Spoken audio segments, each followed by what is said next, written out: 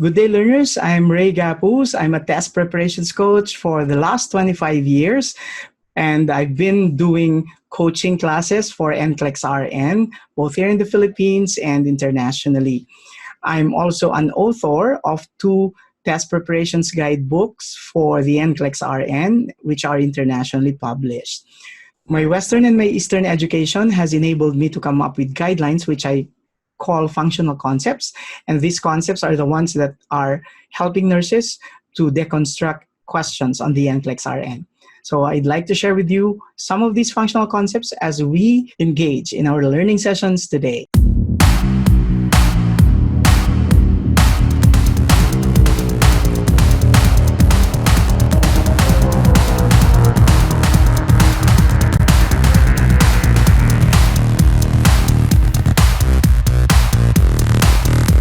Now, welcome to RG lesson number 33, and we're going to talk about ergonomics. So I'm not crying.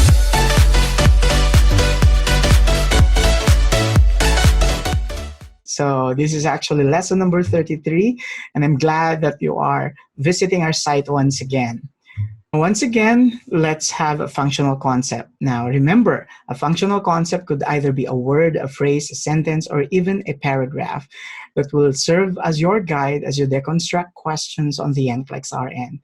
For the concept of ergonomics, the functional concept we need to apply includes the following. So remember, we begin with the definition. The International Ergonomics Association Executive Council in the year 2000 defines ergonomics as the scientific discipline concerned with the understanding of the interactions among human and other elements of a system, and the profession that applies theory, principles, data, and methods used to design in order to optimize human well-being and overall system performance. Now, what are some helpful hints for the RN related to the concepts of ergonomics? I came up with a mnemonic, and the mnemonic for this concept is actually contained in the word shape. So let's remember, it's safer to push than pull. Have adjustable backrests of chairs, especially when work requires longer times being seated, okay? And then always bend at the knees, not the hips, because if we bend at the hips, it would definitely strain our back muscles. So we always need to remember to always bend at the knees and not at the hips or not at the waist. Plan ahead and use the power zone. The power zone is actually the area between the mid-thigh and the mid-chest. And we need to ensure good housekeeping in our work environment. Now, using those functional concepts we just learned, let's try to figure out and answer a specific question. You won't get away.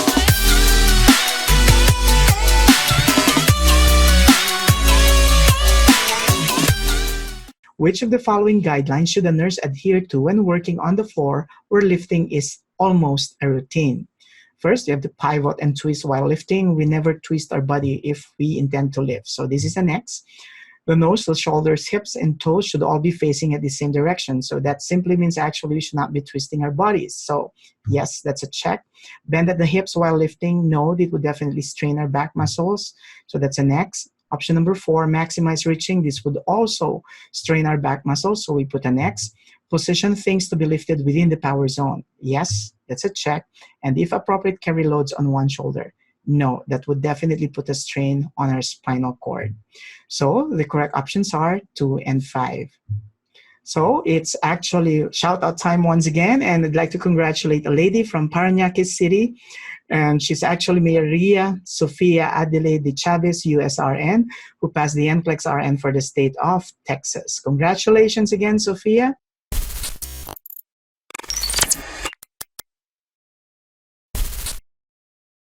So let's learn together. For more instructional videos, subscribe to my YouTube channel, Gapuz Mentors, and my Facebook page, Mentor Ray.